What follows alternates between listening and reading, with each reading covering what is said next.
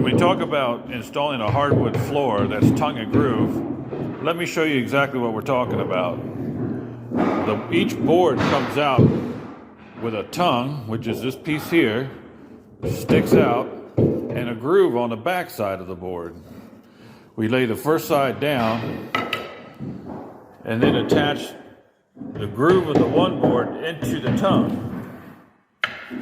We lock it in place, and then the second board, staggered, comes in, and we lock that one in place.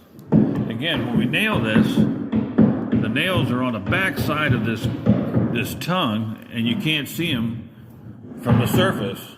This will be sanded, stained, polyurethane.